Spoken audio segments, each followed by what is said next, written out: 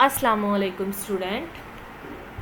आज मैं आप लोगों से एनएलपी की सेकंड असाइनमेंट शेयर करने वाली हूँ और उसका सलूशन हम लोग देखेंगे कि एनएलपी का सेकंड असाइनमेंट क्या है और उसका सलूशन क्या है। अगर आप लोगों ने अभी तक मेरा चैनल सब्सक्राइब नहीं किया तो आप मेरा चैनल सब्सक्राइब कर लें, और अगर आपको मेरी वीडियो में कोई डॉक्यूमेंट चाहिए होते हैं, सोर्स लेटर से स्लाइड्स चाहिए या फिर आपको फाइल्स चाहिए या आपसे पीडीएफ शेयर आप चाहते हैं मेरे लेना, तो आप मुझे कमेंट में अपनी ईमेल लिख दे तो मैं उस पर आपको ये सारे डॉक्यूमेंट सेंड कर दूँगी। अच्छा जी, अब हम लोग असाइनमेंट नंबर 2 स्टार्ट करते हैं। असाइनमेंट नंबर 2 बेसिकली हमें पता है कि ये किस कोर्स की हम लोग असाइनमेंट कर रहे हैं। नेचुरल लैंग्वेज प्रोसेसिंग का कोर्स है जिसकी हम लोग असाइनमेंट कर रहे हैं। असाइनमेंट नंबर 2 है हमारे पास और ये किस पे बेस कर रही है, लैंग्वेजिंग मॉडलिंग के ऊपर बेस कर रही है। यहाँ पे मैंने बता दिया हुआ है कि असाइनमेंट नंबर 2 किस पे बेस कर रही है, लैंग्वेज मॉडलिंग के ऊपर बेस कर रही है। अच्छा जी, ये कुछ इंस्ट्रक्शंस हैं जो आप लोग रीड कर लीजिएगा कि इसको किस तरह सबमिट करवाना है। गूगल ड्राइव पे सबमिशन है, पेपर कौन से यूज़ करने हैं, पीडीएफ फॉर्म में कन्वर्ट होनी चाहिए, एक्सेट्रा एक्सेट्रा। क्वेश्चन नंबर 1 की तरफ चलते हैं। क्वेश्चन नंबर 1 का ईच जो क्वेश्चन है इसके पार्ट्स हैं और ईच पार्ट आपका 10 मार्क का होगा। तो सबसे पहले हम देख लेते हैं क्या कह रहा है जी। अच्छा जी, हमने कंसीडर किया द फॉलोइंग कॉर्पस हमारे पास है। I live in Gujranwala, I am graduate student oh and my school is in city. ये मेरे पास थी 3 कॉर्पस के, ठीक है। अब हम लोगों ने चलते हैं, सबसे पहले उसने कहा है कि कंप्यूट करना है MLE most likelihood estimate for the unigram models, कि हम लोगों ने यूनिग्राम मॉडल के लिए मोस्ट लाइकलीहुड एस्टिमेट करना है। अच्छा जी, इसके पार्ट्स देख लेते हैं। सबसे पहले हम लोगों ने S के लिए करना है, इसको कहते हैं स्पेस, जो फर्स्ट सेंटेंसेस पे स्पेस आती है और एंड पे जो स्पेस आती है, फिर उसके लिए करना है। फिर आई के लिए करना है, फिर इन के लिए करनी है, प्रोबेबिलिटी निकालनी है, और एट द एंड हमारे पास एक वर्ड है आई लिव इन सिटी, तो इसके लिए हम लोगों ने प्रोबेबिलिटी निकालनी है।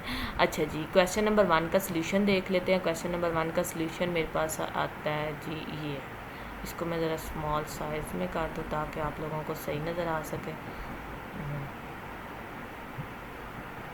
अच्छा जी, क्वेश्चन नंबर 1 में सबसे पहले हमें बताया गया कि आपने कंप्यूट करनी है basically MEL most likelihood estimation करनी है। फार्मूला क्या है कि आपने जिस वर्ड की प्रोबेबिलिटी फाइंड करनी है उसका काउंट और डिवाइडेड बाय टोटल कॉर्पस का काउंट, ठीक है। तो क्वेश्चन की तरफ देखते हैं कि पहले देखते हैं कि S कितनी दफ़ा आया, 1, 2 और 3। S हमारे पास 3 टाइम आया हुआ है, ये देखें मैंने 3 ऊपर लिख दिया हुआ है ऊपर। और टोटल कॉर्पस का साइज़ क्या है वो भी ज़रा काउंट करके देख लेते हैं जी। 1, 2, आई को भी काउंट करना है, 3, 4, 5 और ये फुल स्टॉप, ये देखिए आपको फुल स्टॉप भी गुजरांवाला के बाद नज़र आ रहा है, ये भी काउंट करना है। अच्छा जी, 1, 2, 3, 4, 5, 6, 7, 8, 9, 10, 11, 12, 13, 14, 15, 16, 17, 18, 19, 20, 21, 22 एंड 23। अच्छा जी, ये मैंने आपके सामने इसलिए काउंटिंग की है कि आपको पता चले कि ये देखिए, मैं इसको ना थोड़ा जूम आउट करती हूँ ताकि आपको शायद नज़र आ सके। ये देखें गुजरांवाला के बाद यहाँ पे आपको फुल स्टॉप नज़र आ गया, इसको भी काउंट करना है आपने। तो ये जब इस सारे कॉर्पस को मैंने काउंट किया तो वो मेरे पास 23 आया। 23 को मैंने नीचे लिखा है और 3 को ऊपर लिख कर डिवाइड किया तो ये मेरे पास आ गया 0.1304। अब हमने ये तो हम लोगों ने फाइंड कर लिया, फर्स्ट वाला हम लोगों ने निकाल लिया। अब हम चलते हैं सेकंड वाले की तरफ।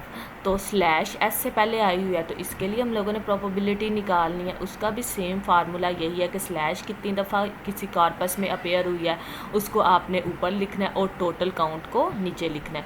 टोटल काउंट क्योंकि आपका 23 है और /S जो है वो 3 दफ़ा, ये देखें आपको नज़र आ रहा है 3 दफ़ा आया है कॉर्पस में, तो इसको ऊपर लिख लिया। तो इसकी प्रोबेबिलिटी भी हम लोगों ने निकाल लिया डिवाइड करके, तो ये आई है 0.1304। तो इसकी भी निकल आई हमारे पास, इसको भी हम लोग अंडरलाइन कर लेते हैं। अब हमने निकालनी है आई की, तो फार्मूला बिल्कुल सेम वही यूज़ करते हैं। अब इस कॉर्पस में देखें आई कितनी दफ़ा आया, आई एक फर्स्ट पे आया और एक सेकंड वाले सेंटेंस पे आया हुआ है। तो ये हम लोगों ने आई 2 दफ़ा आया, 2 डिवाइडेड बाई 23, टोटल उसके वर्ड कितने हैं 23, तो ये हमारे पास निकल आएगी 0.0869। अब आई की भी निकल आई है हमारे पास प्रोबेबिलिटी। एन की मैं यहाँ पे निकाल के बताती हूँ ताकि आपको थोड़ा आइडिया आ जाए। एन बेसिकली कितनी दफ़ा आया, एक गुजरांवाला से पहले आया और एक सिटी से पहले आया, तो इसका मतलब है ये 2 डिवाइडेड बाई 23 होगी। बिल्कुल राइट, ये देखिए ये है 2 डिवाइडेड बाई 23, ये देखिए बिल्कुल एग्जैक्ट ठीक थी। ये थे इंडिविजुअल। अब हम चलते हैं जी वर्ड के ऊपर। कहता है कि अब प्रोबेबिलिटी कितनी दी, आई लिव इन सिटी, इस और एस भी है स्टार्ट में, फुल स्टॉप भी है और एस स्लैश भी है। इसके लिए आपने प्रोबेबिलिटी निकालनी है। इसके लिए निकालने का क्या तरीका है कि आपने सबसे पहले एस स्लैश के लिए देखें अलग से प्रोबेबिलिटी निकालनी है, आई के लिए अलग से, लीव के लिए अलग से, इन के लिए अलग से, सिटी के लिए अलग से, फिर कोमा के लिए अलग से और फिर एस स्लैश के लिए अलग से, और एट दी एंड इन सारी को क्या करना है, आपस में मल्टीप्लाई करना है। तो देख लेते हैं हम लोग। सबसे पहले जी देख लेते हैं एस कितनी दफ़ा है, 3 डिवाइडेड बाई 23 लिखा हुआ है, मल्टीप्लाई आई हमें पता है 2 टाइम आया, 2 डिवाइडेड बाई 23, और लीव देखें इस पूरे सेंटेंस में एक ही दफ़ा आया और वो कहाँ पे आया, फर्स्ट वाले पे, तो ये आएगा 1 डिवाइडेड बाई 23 आ गया। इसके बाद इन आ गया, इन 2 दफ़ा आया, 2 डिवाइडेड बाई 23, और सिटी भी 1 टाइम ही आया। सिटी आप यहाँ से देख सकते हैं, सिटी बेसिकली लास्ट वाले सेंटेंस पे आया, तो सिटी 1 डिवाइडेड बाई 23 हो जाएगा। कोमा 3 दफ़ा आया है, 3 डिवाइडेड बाई 23, और एस स्लैश 3 डिवाइडेड बाई 23। तो जब इन सारों के आंसर्स को आपस में मल्टीप्लाई ऊपर वालों के साथ और नीचे वालों को नीचे वाले के साथ करके फाइनल आंसर जो आएगा वो ये आएगा।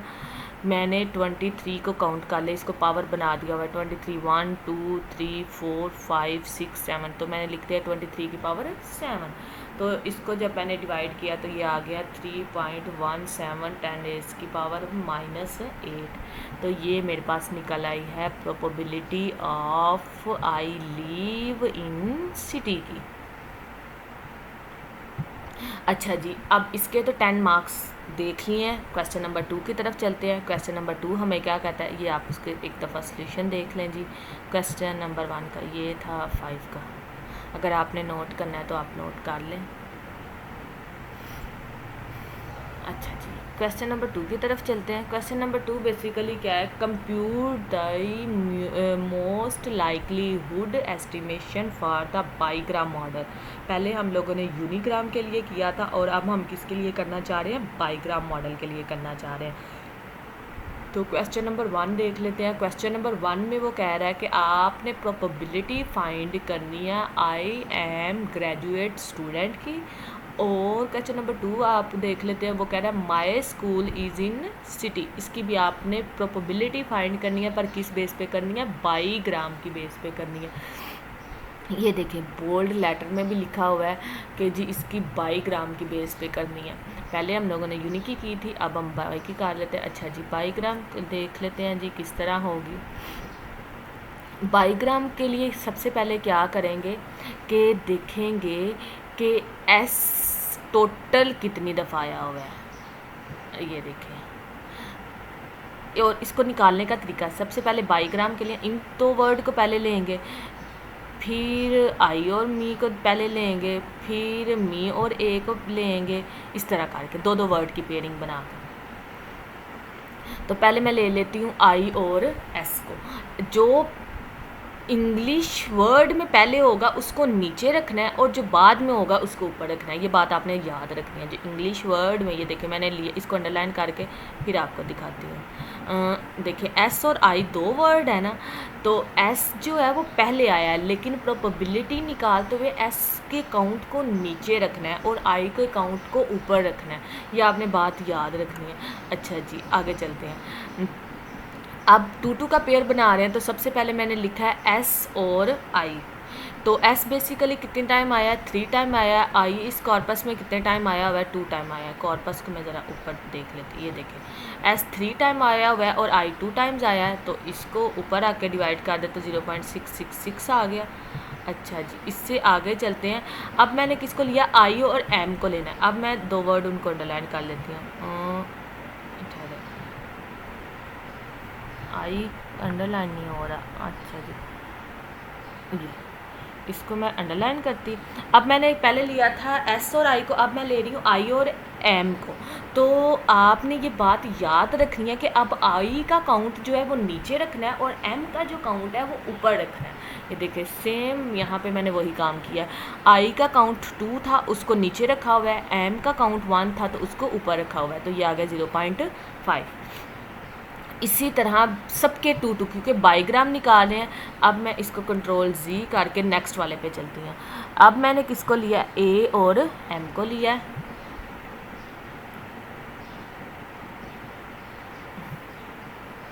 तो ये देखिए एम का काउंट मैंने नीचे रखा हुआ है, कितने पूरे कॉर्पस में शो हुआ था, और ए का काउंट ऊपर आकर 1/1 आ गया। अब मैं कौन सा लेती हूँ, अब मैं ग्रेजुएट और ए का लेती हूँ बाईग्राम। तो ग्रेजुएशन की काउंट ए की दफ़ा आई है और ए भी एक दफ़ा है, तो 1/1, क्योंकि ए देखें इस कॉर्पस में 1 टाइम ही आया हुआ है, ये अपेयर हुआ है ग्रेजुएट से पहले, बस उसके बाद अपेयर नहीं हुआ। चलें जी, कंट्रोल जी का आदत इसको। अब मैं किसको ले रही हूँ, स्टूडेंट्स और ग्रेजुएट को ले रही। अच्छा कोमा भी आगे ठहरे, इसको नहीं लेना ना कोमे को, क्योंकि वो एक अलग से चलेगा। ग्रेजुएट और स्टूडेंट, ग्रेजुएट का टोटल काउंट 1 है और स्टूडेंट का भी 1 है, तो वो हम लोगों ने 1/1 आ गया। बार बार बोल रही हूँ कि ग्रेजुएट के काउंट को आपने बाद में रखना है, नीचे रखना है, और जो स्टूडेंट का काउंट है उसको आपने ऊपर रखना है। ये स्टूडेंट का काउंट है। अच्छा जी, उसके बाद हम लोग आ जाते हैं जी फुल स्टॉप के ऊपर। फुल स्टॉप और अब स्टूडेंट का लिया जाएगा।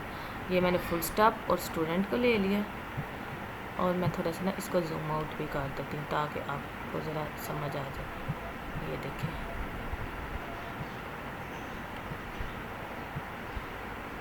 मैंने अब स्टूडेंट और आई को लिया, तो ये दो मेरे पास बाईग्राम बन गए। तो आई फुल स्टॉप टोटल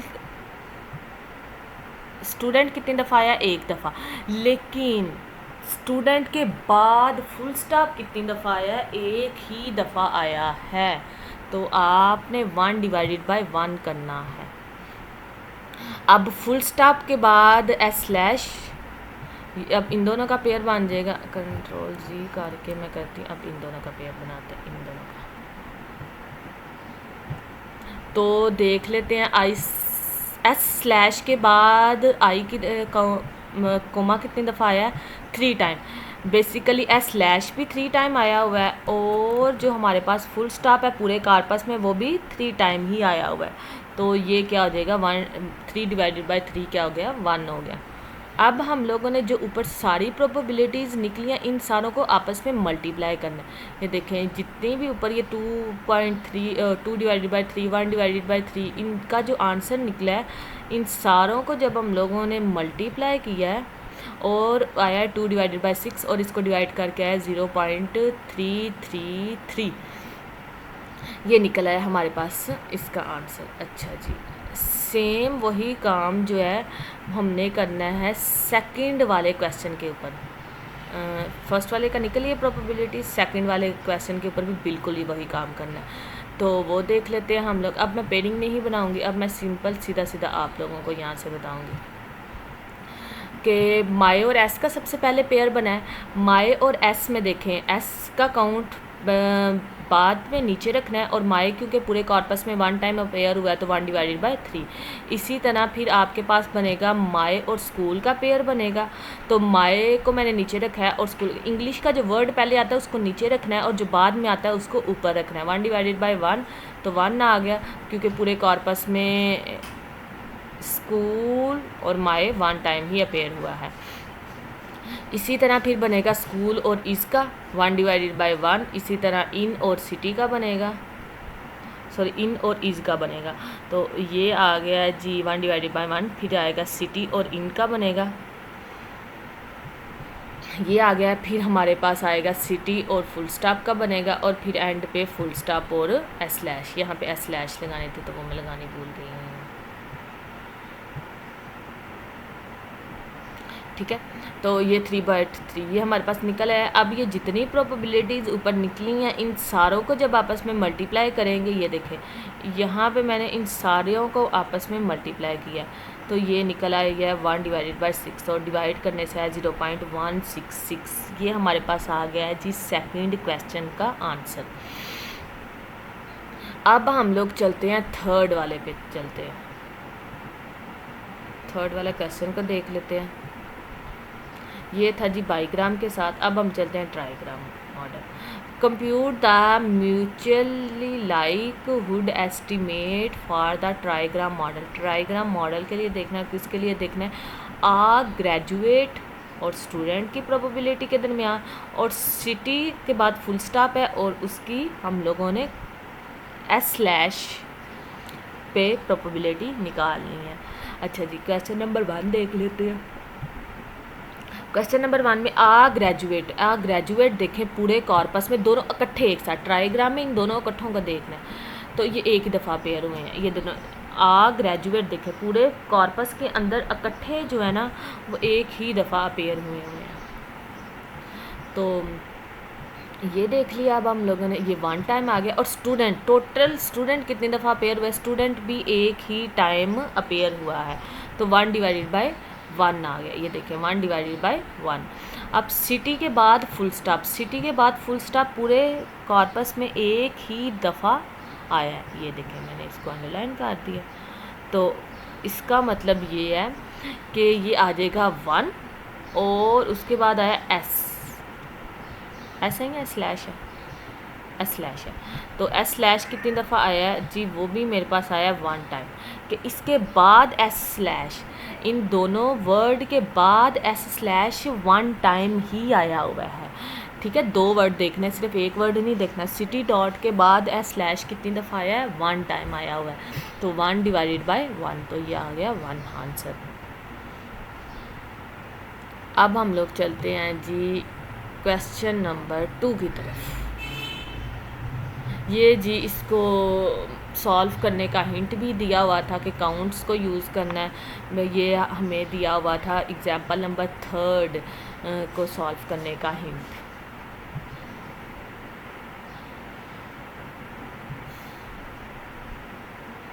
अब हम लोग चलते हैं क्वेश्चन नंबर 2 की तरफ। क्वेश्चन नंबर 2 बेसिकली है consider the following row gram counts, bigram counts के। ये बाईग्राम रो हम लोगों को दी हुई है।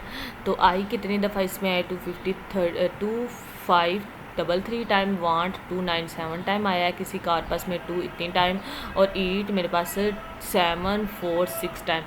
आई के बाद आई कितनी दफ़ा आया, 5 टाइम आया। आई के बाद वांट कितनी दफ़ा आया, 827 टाइम आया है। आई के बाद 2 कितनी दफ़ा आया, 0 टाइम आया है। आई के बाद ईट कितनी दफ़ा आया, 9 टाइम आया। इसी तरह वांट के बाद आई, वांट के बाद वांट के बाद 2, और ये सारा उनका काउंट दिया हुआ है। ये हम लोगों को वोकैबुलरी का साइज़ ऑलरेडी गिवन है यूनिक वर्ड का। Calculate the probabilities of Laplace smoothing bigram. हमने क्या फाइंड करनी है, लैप्लास स्मूथिंग बाईग्राम फाइंड करनी है। फिर हम लोगों ने करनी है calculate the probability of ELE स्मूथिड, और हमारे पास लैम्डा की वैल्यू कितनी गिवन है, 0.5 बाईग्राम के साथ। और फिर हमने करना है Witten Bell smooth count find करना है और उसकी प्रोबेबिलिटी भी फाइंड करनी है। रिटर्न बेल स्मूथ की काउंट्स भी फाइंड करना है, रिटर्न बेल स्मूथ की काउंट प्रोबेबिलिटी भी फाइंड करनी है। अच्छा जी, ये हमारे पास थे क्वेश्चन। फर्स्ट वाला 10 मार्क है, सेकंड वाला 10 मार्क है और अगले वाला 20 मार्क है, क्योंकि इसमें दो चीज़ें फाइंड करनी है। इसमें हम लोगों ने फाइंड करनी है पहले कि Witten Bell smooth count find करना है, फिर Witten Bell smooth probability find करनी है। तो क्वेश्चन की तरफ चलते हैं। क्वेश्चन नंबर 2, ये तो एग्जैक्ट मैंने वही टेबल बनाया हुआ है, ये देखें, आई वॉन्ट टू ईट और यहाँ पे आई वॉन्ट टू ईट। सबसे पहले हम लोग वोकेबलरी का साइज़ दिया, calculate the Laplace smoothing bigram, और हमें पता है कि लैप्लास स्मूथिंग बाईग्राम में जो लैम्डा की वैल्यू होती है वो हमारे पास होती है 1। ये आपने याद रखनी है बात। तो लैप्लास स्मूथिंग का फार्मूला क्या होता है, ये है काउंट प्लस लैम्डा, और यहाँ पे वोकेबलरी वी बेसिकली वोकेबलरी को रिप्रेजेंट कर रही है। तो आगे चलते हैं। अच्छा जी, लैप्लास स्मूथिंग क्या कहती है कि लैम्डा 1 है, तो आपने क्या करना है, इन सारे जो भी काउंट्स हैं इनमें सब में 1 ऐड कर दो। देखिए यहाँ पे मेरे पास था 5 था आई, अब मैंने इन सारों में ऐड कर दिया ताकि उन ज़ीरो को ख़त्म किया जा सके। तो यहाँ पे मैंने 1 ऐड किया, यहाँ पे इन जितने भी वर्ड थे उन सारों पे 1 ऐड कर दिया। 5 में 1 ऐड किया, 6 हो गया। ये देखिए यहाँ पे 6 होगा, ये देखिए इधर है। और अब है 2, यहाँ पे 2 था, ये देखिए इस जगह, तो 1 ऐड करने के बाद क्या हो गया 3, ये देखिए यहाँ पे 3 हो गया। तो जो टेबल हमें गिवन था इसमें सबसे पहले जितने मार्क्स हैं उन सारों में 1 1 ऐड कर दिया। तो जहाँ जहाँ पे 0 अपेयर हुए हैं वहाँ पे अब 1 भी आ जाएगा और बाकी सारे नंबरों में 1 इंक्रीज़ हो जाएगा। ये देखें मैंने इन सारों में 1 ऐड कर दिया हुआ है, तो ये हमारे पास अब न्यू टेबल बन गया। अब उसके बाद क्या करना है, अब उसके बाद आपने करना है हर एक आई के काउंट में आपने वोकेबलरी को प्लस करना है। वोकेबलरी हमें वो देखें यहाँ पे यूनिक वर्ड की क्वेश्चन में ही गिवन थी। तो आई के काउंट क्या है 2533, और इसमें जब हम लोगों ने वोकेबलरी को ऐड किया 161 को, तो ये हो जाएगी 4149। इसके बाद है वांट हमारे पास जी क्या है, वांट है हमारे पास 927 है, और जब हमने इसको ऐड किया 1616 को, तो ये आ गया जी 2543, और इसी तरह 2417 में ये सारे में मैंने ऐड कर दिया वोकेबलरी। जो हर वर्ड का जो टोटल काउंट था उसके अंदर हमने ऐड कर दिया वोकेबलरी, और टेबल के हर नंबर में ऐड कर दिया 1 ऊपर वाले में। अच्छा जी, अब हम चलते हैं जी, अब इसके बाद क्या करना है। अब इसके बाद ये काम करना है कि जो भी आपके पास ये वोकेबलरी को प्लस करने से आया इसको नीचे रखना है, और 6 जो इस टेबल के डिजिट्स थे, ये सेकंड वाले टेबल के, जिसके अंदर मैं यहाँ पे स्टार भी लगा देती हूँ, जिस पे हम लोगों ने पूरे में 1 1 ऐड किया था। बारी बारी इन सारे डिजिट्स को डिवाइड करना है। आई वाले के काउंट के साथ आई वाला सम लेना है। ये देखें, ये फर्स्ट पूरा आई का था, इधर से पता चल गया ये आई का था, तो मैंने देखे आई वाला काउंट लिया 4146 के साथ इसको डिवाइड किया, फिर सेकंड के साथ, फिर थर्ड के साथ, फिर फोर्थ के साथ, और नीचे इनके आंसर लिख लिए हुए हैं। और इसी तरह वेंट जब आएगा मेरे पास, तो वेंट में ये जो वोकेबलरी को जमा करके वेंट का आंसर आया, इसके साथ आप पूरे टेबल को डिवाइड करना। यहाँ से आ गया मेरे पास वेंट का 3 और डिवाइडेड बाय 2543। जरा मैं थोड़ा सा ऊपर का, हाँ ये 2543। इसी तरह नेक्स्ट वाले पे है 1, ये देखिए यहाँ पे 1 है, तो ये आ जाएगा यहाँ से, इसको डिवाइड किया है 2543 के साथ। इसी तरह 609 को डिवाइड किया 243 के साथ, और 2 डिवाइडेड बाय 2543 के साथ। इसी तरह 2 को भी सेम यही करना है। 2 का जो यहाँ से टेबल होगा, इस नंबर को जो 1 ऐड करने के बाद आया, और इसको डिवाइड करना है, और बारी बारी इन सारों को, ये जिनके ऊपर मैं नीचे में लाइन लगा रही, बारी बारी ये सारे डिवाइड होंगे। ठीक है जी, तो देख लेते हैं। 3 डिवाइडेड बाय 40331 डिवाइडेड बाय 413, और 5 डिवाइडेड बाय 4, और ये सारे मैंने डिवाइड कर दिए। इसी तरह 8 में भी इसी तरह करना है। 8 में जो 1 के टेबल को ऐड करना, इस पूरी रो को हमने डिवाइड करना है इस वाले के साथ। कौन से वाले के साथ? 2362 के साथ। तो ये देखें, ये डिवाइड कर कर आंसर निकल आया हुआ है।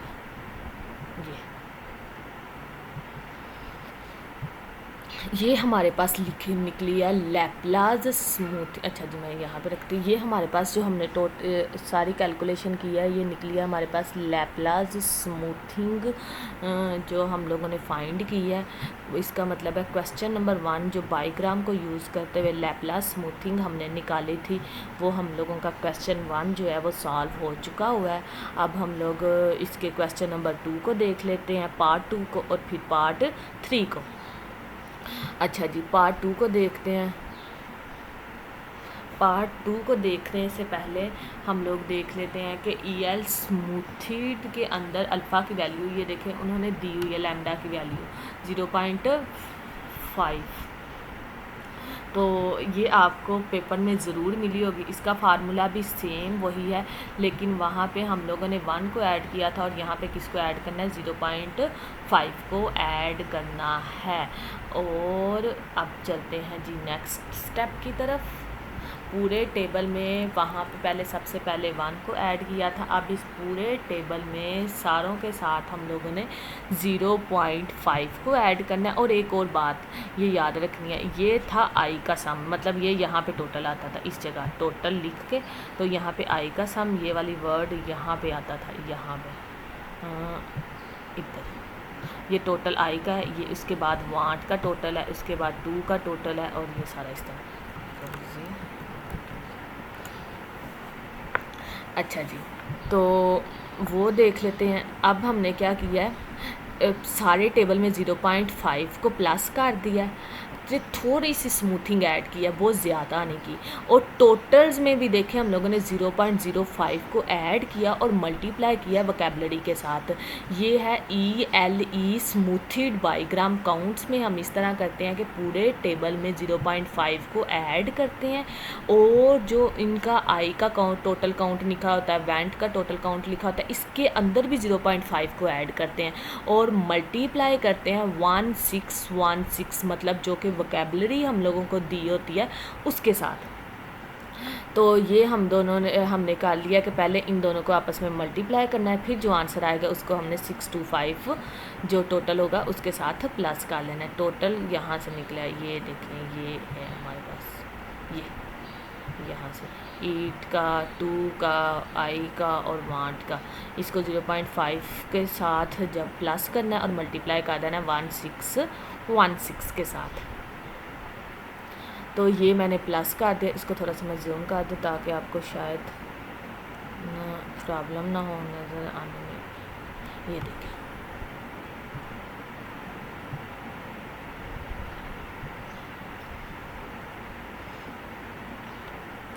ये हम लोगों का टेबल अब एक क्रिएट हो चुका है। टेबल क्रिएट होने के बाद हमने क्या करना है कि जो भी आपके पास n होगा, n बेसिकली क्या होगा, इन सारों का सम, जिनके ये देखिए 154 का जमा किया है, 3225 को प्लस किया है, 1735 को प्लस किया है, और यहाँ से आया हुआ है 3341 को जब प्लस किया, इन सारों को जब प्लस किया तो ये आ गया 6623 प्लस इसके आंसर के साथ 0.5 को मल्टीप्लाई करना है। और यहाँ पे वोकैबुलरी लिखा हुआ है, यहाँ पे लिखा हुआ है 1 6 और 1 और 6 है, ये जो यहाँ से रेज हो चुका हुआ है।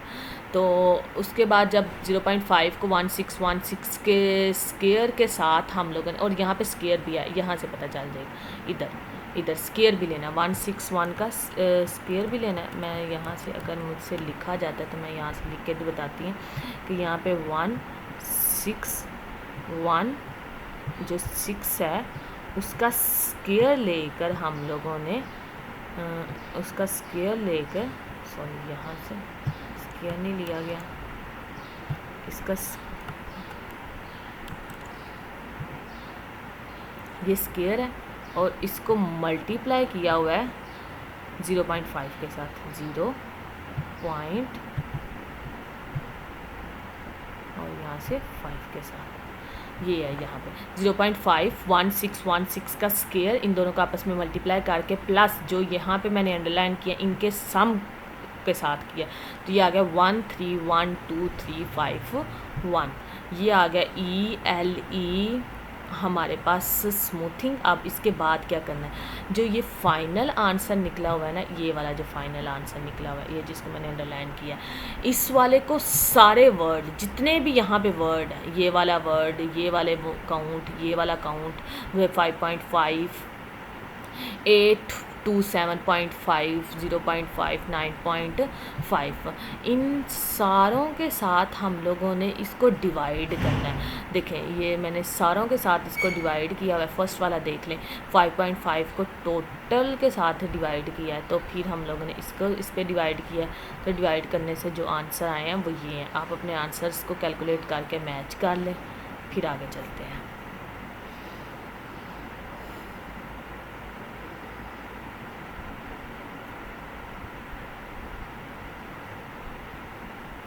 ठीक है जी, अब हम लोग चलते हैं आगे अगले क्वेश्चंस की तरफ। ये हमारे पास अब हमने क्या निकालने थे जी, हमने लास्ट पार्ट पे निकालना था Witten Bell smooth count and probability.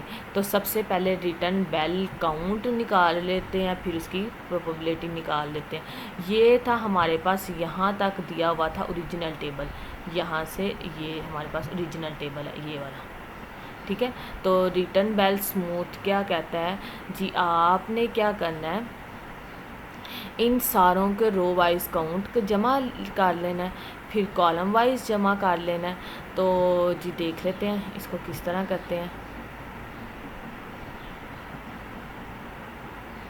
ये एक्चुअली जो नंबर ऑफ वर्ड्स है ना, ये हमें अनकम्प्लीट दिए हुए थे। मतलब TW का मतलब होता है कि आपको कितना डाटा गिवन है, इसका गिवन है, इसका गिवन है और इसका गिवन है। तो इसकी जगह मैंने 3 लिख दिया।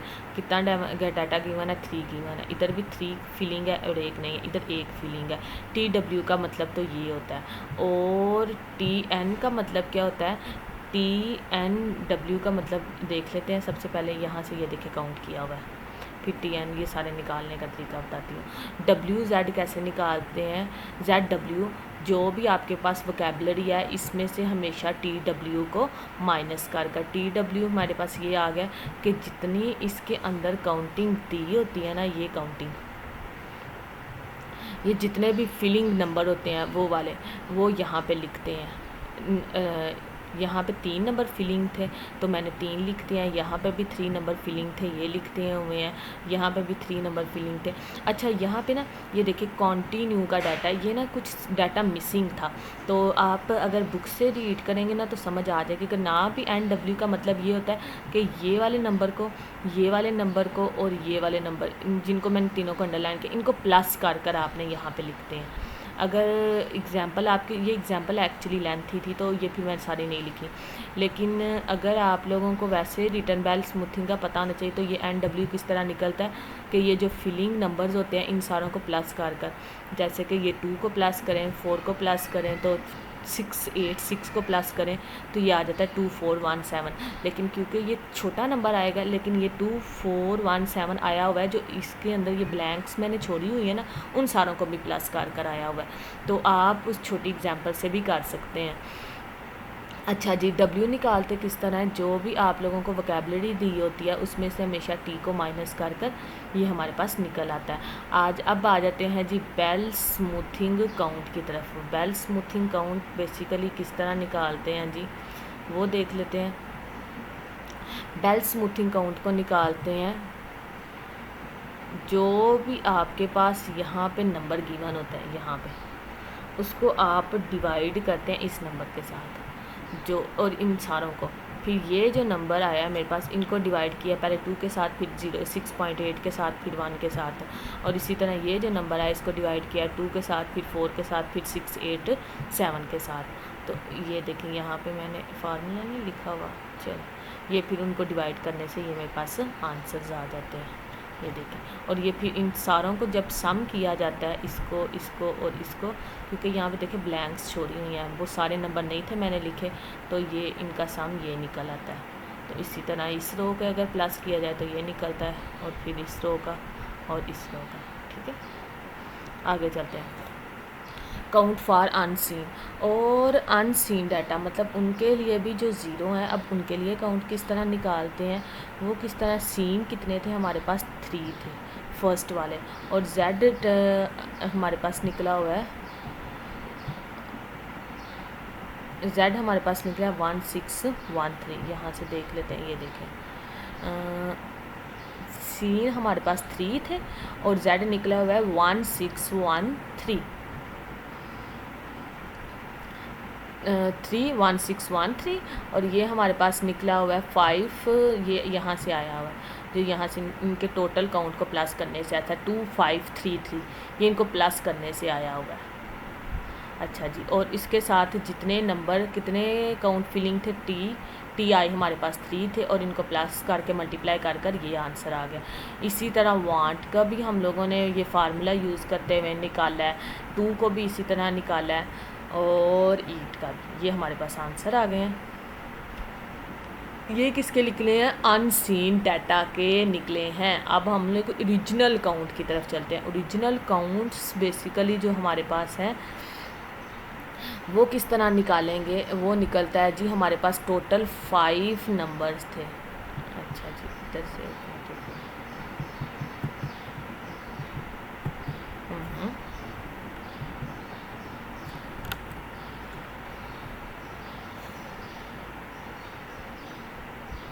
ये देखें, ये इसका ओरिजिनल काउंट है, ये जो 5 है, ये जिसको मैंने अंडरलाइन किया, ये 5,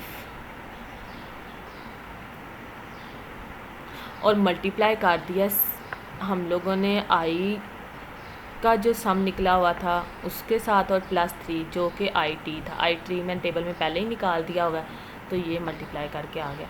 इसी तरह I का निकाला है, ये देखें, पहले हमने किसके लिए निकाला था? ओरिजिनल काउंट निकाला। अब हमने I के लिए निकाला है।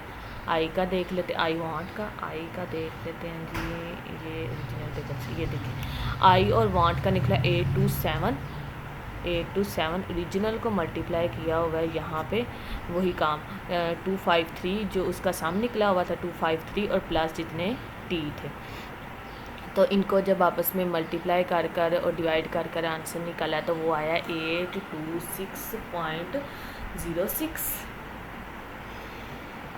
और उससे अगले वाले क्वेश्चन में भी सेम यही काम किया हुआ है। आई और ईट कितनी दफ़ा काउंट है? 9 टाइम है दोनों, और ये 253 ऊपर लिखा हुआ है, और 253 + 3 को ये हम लोग रो का सम लिया हुआ है, और जिसको हमने NW बोला हुआ था, ये देखें जिसको मैंने ना यहाँ पे NW बोला हुआ है, ये वाला ले रहे हैं रो वाला, फिर अगली दफ़ा ये लेंगे, फिर ये।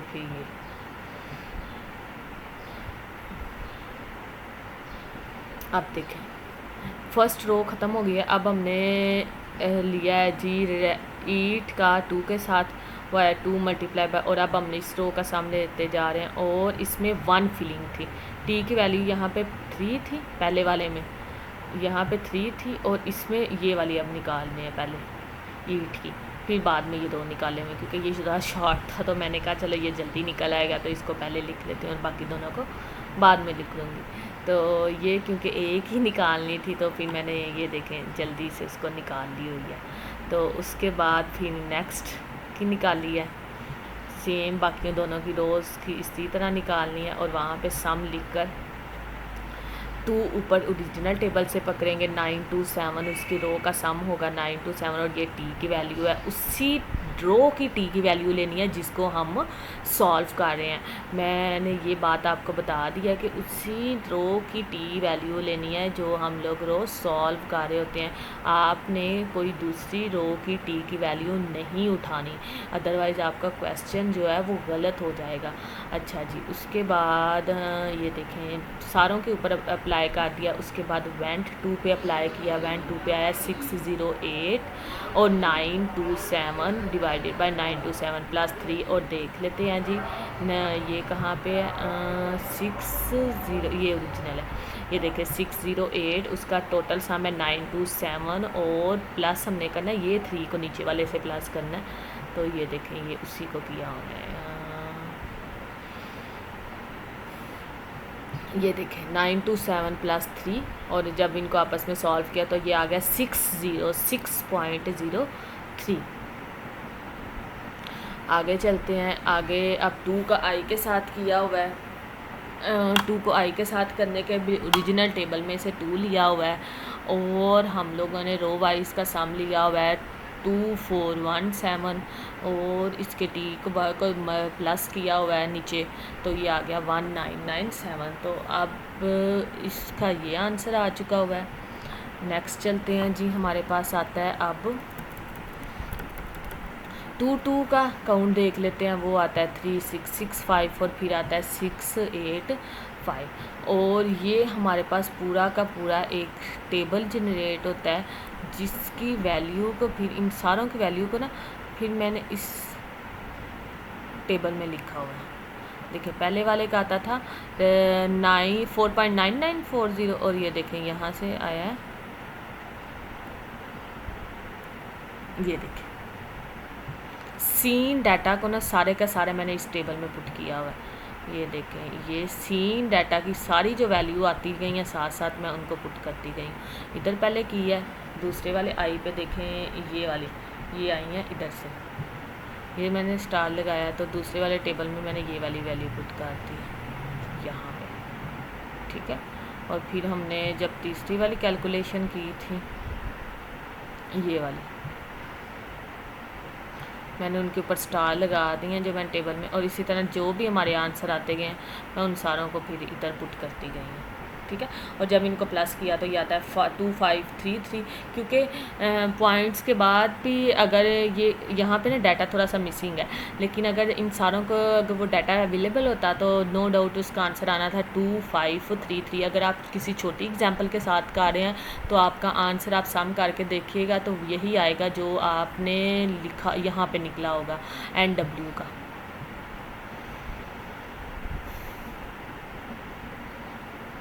अच्छा जी, ये हो गई है हमारे पास उसकी एग्जांपल। अब हम चलते हैं रिटर्न बेल स्मूथिंग के ऊपर। रिटर्न बेल स्मूथिंग बेसिकली क्या कहती है? रिटर्न बेल स्मूथिंग यही कहती है कि आपने जो इस टेबल पे ऊपर जो ये टेबल बहुत इंपॉर्टेंट है, अगर आपने ये टेबल जनरेट कर दिया ना ये वाला, तो इसका मतलब है रिटर्न बेल स्मूथिंग कुछ भी नहीं रह गई। वो आपने ये वैल्यू पकड़नी है और वहाँ से आपने इसका टोटल सम पकड़ लेना है 2533, और इनको डिवाइड करके जो आंसर आएगा ना वो आपने लिखते जाना है। ये देखें यहाँ पे रो वाइज पूरी का जो आंसर है उनको डिवाइड करके मैंने, और जब ये वैल्यू आएंगी ना, ये क्वेश्चन करेक्ट होने के ये इसकी वो एक कहते हैं हिंट है कि जब इन सारे प्रोबेबिलिटीज़ को आपस में प्लस करेंगे ना वो हमेशा 1 आएगी। जब सेकंड वाली प्रोबेबिलिटी को प्लस करेंगे तो 1 आएगी, थर्ड वाली प्रोबेबिलिटी को प्लस करेंगे तो 1 आएगी। अगर आपने रिटर्न बेल का काउंट का टेबल जनरेट कर दिया ना तो इसका मतलब है कि आपके लिए उसकी फिर प्रोबेबिलिटी जो है ना वो निकालना कोई बड़ी बात नहीं है, वो आप बहुत इजी तरीके से निकाल सकते हैं, क्योंकि सिर्फ़ और सिर्फ रिटर्न बेल काउंट के टेबल को आपने डिवाइड कर देना है कि उसके टोटल जो काउंट निकला हुआ है उसके साथ, तो आपका वो आंसर निकल आएगा। ये आप नोट कर लें वैल्यूज़। ये जो निकली हुई है 0.0221 ये कैसे आई है ये मैं चलें आपको थोड़ा सा बता देती हूँ। यहाँ पे जो टेबल आया हुआ है ना ये वाली वैल्यू 1.9935, इस वाली वैल्यू को जब आप डिवाइड करेंगे ना 927 के साथ तो वो वाली वैल्यू निकल आएगी न्यू टेबल की, प्रोबेबिलिटी वाले टेबल की। इसी तरह इसको जब आप इसके साथ डिवाइड करेंगे तो फिर आंसर निकलेगा, इसको जब आप डिवाइड करेंगे इस वैल्यू के साथ तो फिर वही नेक्स्ट मैंने आंसर पुट किए और इसके साथ। ये देखें यहाँ पे ना इस टेबल में मैंने प्रोबेबिलिटी वाले टेबल में उनके आंसर्स लिखे हुए हैं, ये वाला ये वाला ये वाला और ये वाला। और क्योंकि ये यहाँ से पता चले ये कंटिन्यू है, अगर ये कंटिन्यू ना होता तो इनके जब वैल्यू सारों को प्लस करते तो इसका सम आना था 1 के इक्वल। ये आपने याद रखना है कि छोटी वैल्यूज़ को जब इनको प्लस करेंगे ना, अगर छोटा एग्जाम्पल दी हुई हो तो फिर आपकी जो आंसर आएगा वो 1 आएगा। इसको थोड़ा सा आपने ध्यान से देख लेना। होप्स हो कि आपको रिटर्न बेल स्मूथिंग की समझ आ गई होनी है और रिटर्न बेल प्रोबेबिलिटी की समझ आ गई होनी है।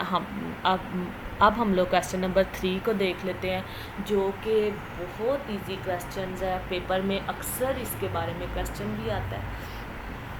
तो क्वेश्चन नंबर 3 पढ़ लेते हैं जी। हमारे पास क्या है?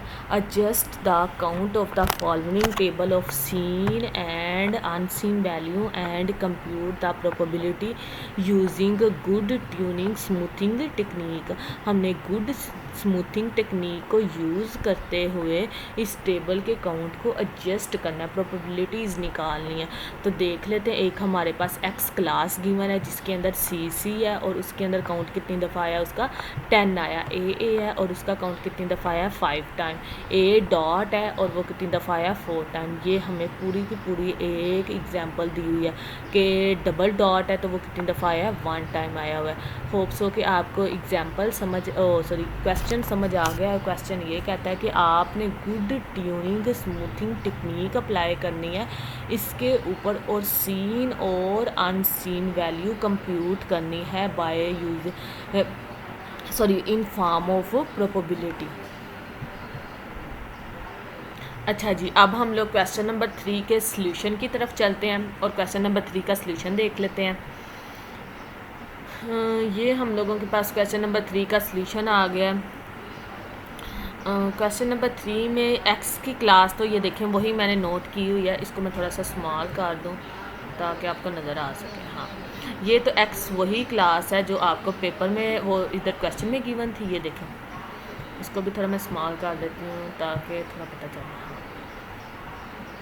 ये वही चीज़ थी जो आपको सी भी वही है, काउंट सी को मैंने काउंट कह दिया हुआ है और एक्स क्लास भी वही है।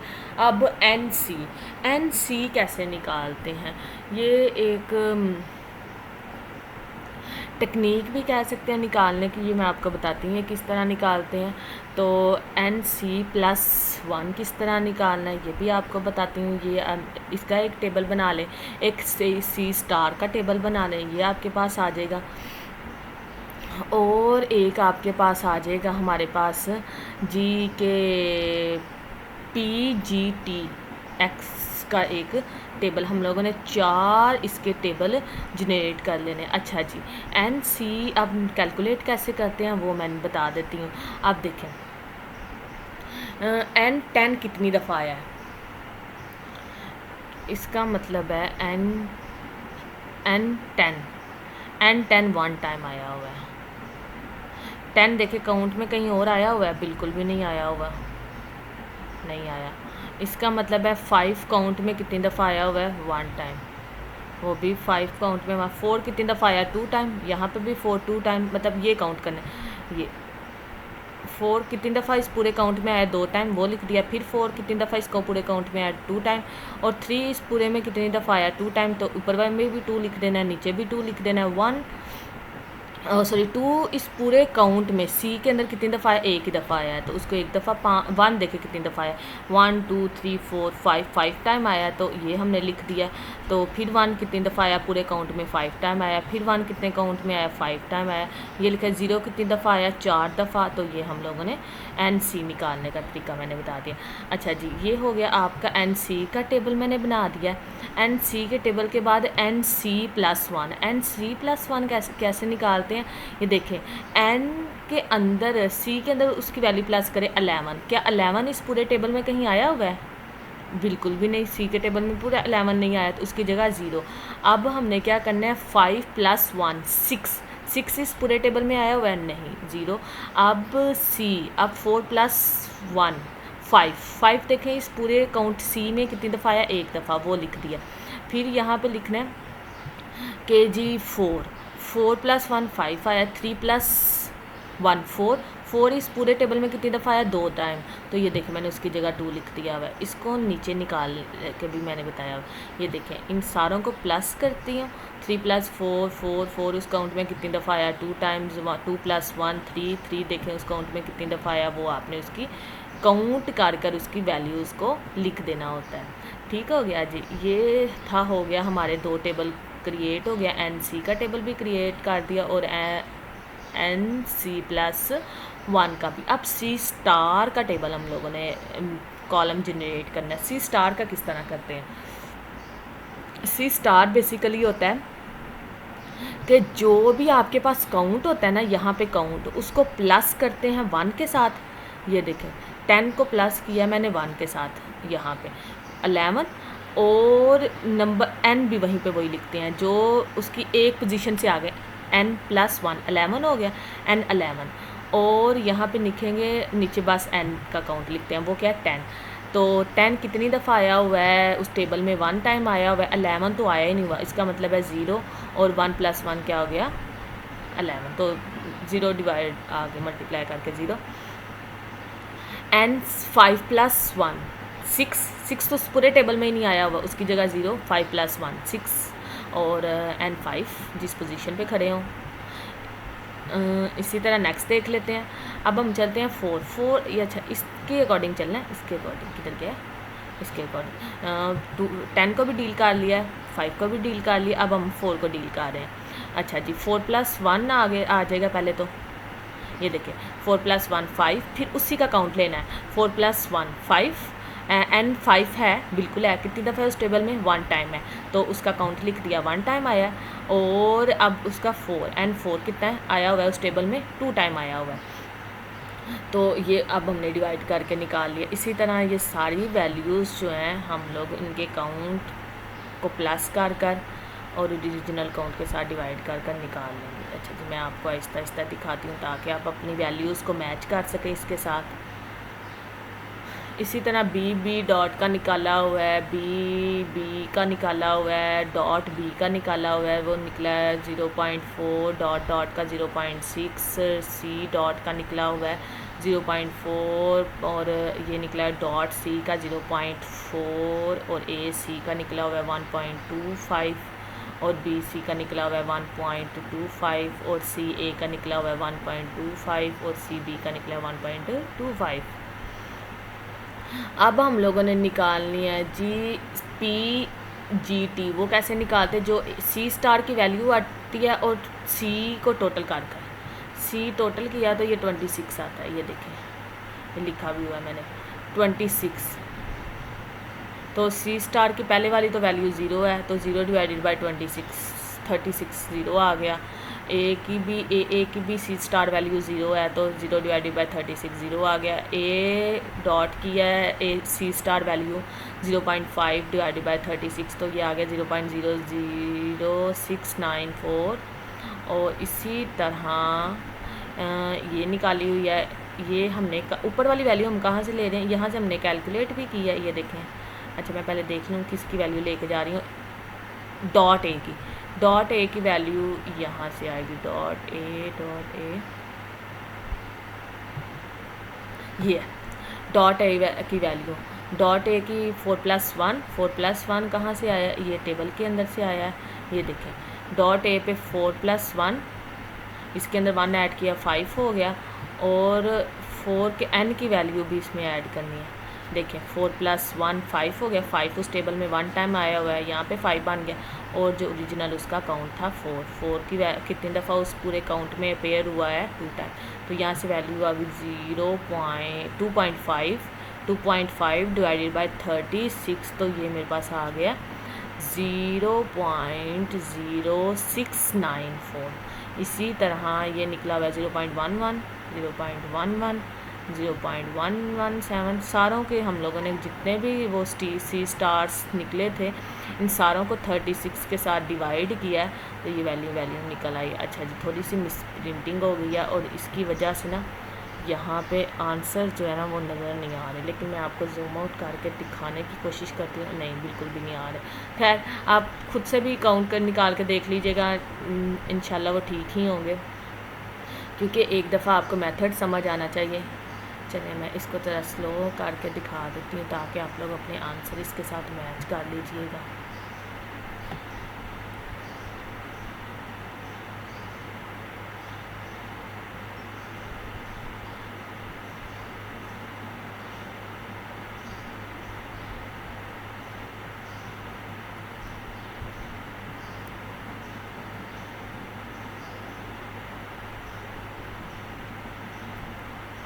ये थी जी आज की हमारी असाइनमेंट नंबर 2 जो कि हम लोगों ने कंप्लीट कर दिया। अब मैं ये टेबल दिखा देती हूँ आपको, इस टेबल को देखते हुए आप अपने आंसर जो है ना वो सारे इसी से मैचिंग कर सकते हैं। अच्छा जी ये मैं इसको और शॉर्ट कर देती हूँ ताकि आप लोग ज़रा देख सकें इसको ध्यान से, ये ठीक है अब सही है। तो आप लोगों तो ये आज मैंने असाइनमेंट नंबर 2 कंप्लीट किया है। होप सो कि आप लोगों को असाइनमेंट नंबर 2 की समझ आ गई होगी। अगर आपको असाइनमेंट नंबर 2 का सल्यूशन चाहिए या असाइनमेंट नंबर 1 का सल्यूशन PDF फॉर्म में चाहिए, तो आप लोग मुझे कमेंट सेक्शन में अपनी ईमेल जो होगी वो मुझे लिख दें। मैं उसके ऊपर आपको ये सारे कोर्स का मटेरियल जो आपको चाहिए होगा वो सेंड कर दूँगी, और मुझे अपनी कमेंट में ज़रूर बताया करें कि आपको मेरी वीडियो कैसी लगती है और आप किस तरह के कोर्सेज़ चाहते हैं मैं आपके लिए लेकर आऊँ, वो भी मुझे कमेंट सेक्शन में ज़रूर बताया करें। और ये कि अगर आप लोगों को किसी सॉफ्टवेयर की इंस्टॉलेशंस में किसी जॉब के सिलसिले में कोई बात करनी है, तो वो मैं आपको अपने एक चैनल का लिंक नीचे दे दूँगी।